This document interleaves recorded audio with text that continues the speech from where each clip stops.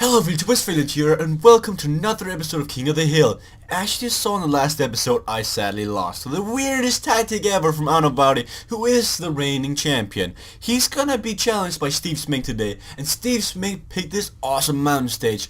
And the good thing about this mountain stage is, we're not gonna be seeing either... Are we actually gonna be seeing Moonstar? Never mind. But we're not gonna be seeing Sky. We're gonna see... Stevesmink using SNS, he's gonna have Scarponi, he's gonna have Fullsang, he's gonna have Nibbly, going up against OwnerWouty with once again picking Movie Star. Is he gonna try to do a team attack? It's gonna be difficult in this stage because there are not that many hills, but there's two big mountains. Best guy is gonna prevail. I kinda want it to be OwnerWouty though, because with that tactic that he just showed me, he can pull off anything he wants. And this episode of King of the Hill is officially underway. What I forgot in the last episode was to check out the team, so I'll do it in this episode. We have Movie Star, the reigning champion, OwnerWouty, with basically the exact same team he used in the last episode.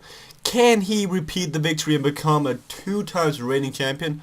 It's gonna be very exciting to watch. Then we have Stevesmink, the challenger, with Nibbly and Fullsang and Scarponi as the big names in that team. He's gonna have a tough time going up against OwnerWouty's Movie Star, but it's definitely gonna be a good match. This little mini 1-1-2, it's gonna be a really good mountain to watch. It's gonna be the strongest guy winning this stage. Also, this mountain could cause some wreckage, because that is a black part. I believe we'll see a select group of like 20 people going over this mountain, and then they will recuperate going down the hill, and then going up again. This is gonna be a very exciting stage. Let's see what OwnerWouty and Stevesmink will pull out the bag this time. One thing is for sure, Stevesmink is not a passive rider. He attacked with Fabio Aru, a guy that could be helping him going up the category 2 and this insane mountain, and he's now in the breakaway. So I guess he just wants to spend Aru in the breakaway and try to win the stage. I doubt that OwnerWouty can team attack in the stage and win it that way, because there are no hills and it's going to be quite easy for Astonat to catch back up. But how is OwnerWouty going to respond with this? Is he going to start pacing with his entire team, including Quintana and Valverde? Doesn't look like it. He's just using Quintana as main rider, that's all. He's just using his captain, that's nothing at all, guys. But the breakaway's got 1 minute and 1 second. Once again, OwnerWouty is trying to use this strategy.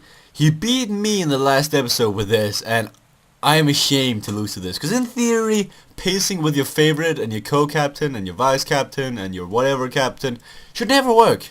Never, ever, ever work. They should tire themselves out before they get to the part where they need to be rested to. Yet he proved me wrong and beat me with it in the last episode, so I'm not going to talk this down. I'm going to say this is a valid strategy. He's now going to go get water with Harada, and he's going to pace with the other guys, and he's going to win the stage, and it's all going to be good and dandy, and OwnerWouty just proved that he's a mastermind. But so far, not much has happened in this episode, or in this video. Or stage, that's what I'm trying to say. Aru is still in the breakaway with 45 seconds, but his gap is closing down. And it looks like they're going to be together at the category 2 with this pace, but we might see another attack from Stevesmink. Yep, OwnerWouty's at it. He caught the breakaway, and now he's creating a split.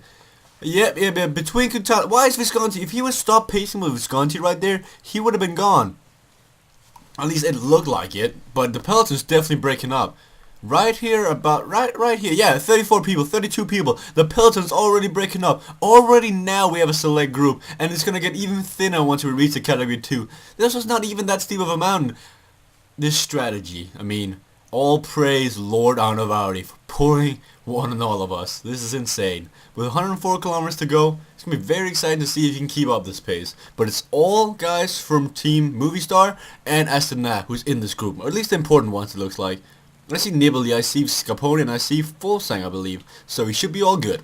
We're starting the category 2 climb, but in the front we're actually seeing Astonat. So the responsibility has been moved onto Astonat's shoulder rather than being on Movie Star's shoulder. But we see him moving to the front now. So is he gonna do his team relay? The Olympics. We need like an Olympic sport called team relay. Just be like, it's also called team time trial, I know, but I mean, pretty sick. But let's see what he can do. Are they gonna? Yeah, it's already thinning out. We're losing 4 guys. Amador's done for today. Grivka's done. So they both lose 1 guy. Who else is going to fall off? Even Wiggins is going to lose. Sir Bradley Wiggins is going to lose. He's going to fall down. He's going to get caught behind. But then De Klerk. Oh, he's actually getting away. Is he attacking with his entire team? Or is he just pacing really fast? But yes, it looks like he's getting away with Valverde, Quintana, and Harada. And his plan is working once again. This is insane how OwnerWouty pulls this off. I wonder how much time he spends in PCM just trying out like stupid stuff and see when it actually works. And I think he found one of the small things that, oh, what the heck, that actually do work. So it looks like Stevesmink is now bringing his entire team to the front, and it's going to start pacing to try and catch him. And this might be a smart thing to not waste Nibley's powers, because I believe, unlike the hilly stage, once you get behind, you never come back. Mountain stage it's rather possible if you to catch 2 minutes in this. If the other guy die and you still have some energy left, you can catch up. But Quintana and Valverde is going off, while Nibali is all isolated. So if Nibali would just wait, and he would keep Scarponi, Kanger, and Fuglsang pacing, it'd be looking real good for him. But with 1 kilometer to the top, it's not looking too good for Nibali. But there's still 40 kilometers left. Anything can happen. And with 20 kilometers to go, the action begins. Scarponi is off. Stevesmink is putting the pressure on OwnerWouty. Can he do this? The mountain is right around the corner. The mountain looks to be like 10 kilometers long, I'd say. Probably not a good guess. We'll see. But it's all together in the front group, except for Scarponi, who Valverde is trying to catch. This is very clever play by Stevesmink, because he's forcing Quintana, also OwnerWouty, to use his vice captain and his protector to catch a potential threat. And as soon as Scarponi gets caught, he attacks with Kanger or Fuglsang, depending on who's got the most energy left. That is how you're going to win this race, or you're going to tire out Valverde. Having that protector from Quintana really matters going up this mountain. So keep putting the pressure on and we'll see what's going to happen. There's no way that Valverde is going to survive this. I mean, Valverde has been pacing for so long. He even paced in the Category 2. He's got to be close to that. And we can see that he's not actually closing the gap that fast. There's a 20-second gap between him and Scarponi.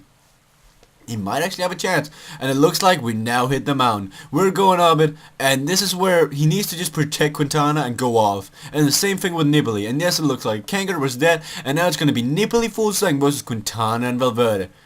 Somehow, I still favor OwnerWouty, just because it's OwnerWouty. He's a genius. I'm favoring him. We'll see what's going to happen. From back in the peloton, Moreno, the AI is going off. Richie Port, nothing that really matters. None of the human guys are coming back, so it's not going to matter. Come on, can this be very exciting? With 9 kilometers left, it's actually looking like Valverde is already dead. And that's a good sign for Nibali. But why he's attacking with Quintana. I would never attack in a mountain stage. But I guess he's doing it. There's still some time until he reaches the black part of the mountain. But he actually got a 17-second gap from that attack. But he's got to be close to dead. Attacking up a mountain hasn't proven to be much successful.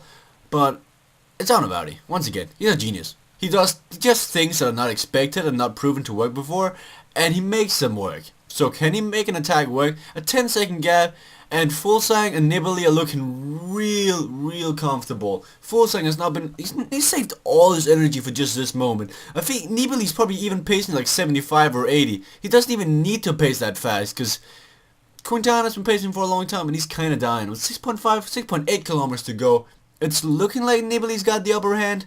But I mean, you never count out Quintana. Quintana's going so fast. And we haven't even... What the heck? Fuglsang just stopped. So it's now 1 versus 1. Stevesmink versus OwnerWouty. The reigning champion versus the challenger.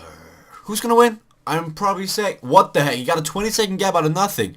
He got a 20-second gap out of nothing. I just saw him just go away. I think this is a time where Stevesmink needs to step up the pace a tiny bit and just make sure he's got contact with Quintana. Right about now, just sitting on Quintana's wheel can do such a big difference. And it looks like he's actually catching up with 15 seconds. Yes, he's gained... No, it's kind of lingering about the 20 to 15. Can he do it? 4.5 kilometers to go. It might come down to a sprint, and then I'd probably favor Quintana because he's in the front.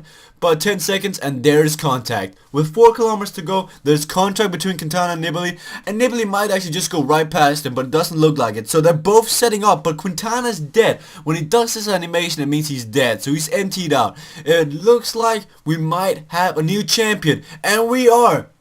Stevesmink is attacking away. 3 kilometers to go. Now Quintana needs to he needs to pace, but he looks to be dead. Quintana looks to be dead with 3 kilometers to go, and roles are switched. Before we saw Nibali trying to pace up to catch Quintana. Now we're seeing Quintana try to pace up to Nibali. And with 2.5 kilometers to go and a dead tank, he's got an empty tank. How is he going to catch up? I mean, he's got to pull something out, and he doesn't have his team to protect him. Some of the plays that OwnerWouty made in this stage didn't make much sense, and finally he's getting punished for it. 20 seconds between them. 2 kilometers left. This is intense. Can Quintana catch back up? If he sprints and Nibali's dead or something like that, I mean, he's gonna need a miracle. I needed a miracle in that stage. Right now, Right about now, he's gonna need a miracle. It looks like Nibali's gonna win this stage, and we're going on to the Fram Rouge. Does Quintana have anything left in the tank? It doesn't look like it. Nibali, also known as Stevesmink, is gonna take the victory, and he's gonna be the reigning champion. Don't bother putting your name in the comment section below of this video, because we're gonna have another stage written in this stream. Thank you guys for watching. Please give a like. Finally, we saw an end to OwnerWouty's strange but really successful tactics. Thank you guys for watching, and see you guys later.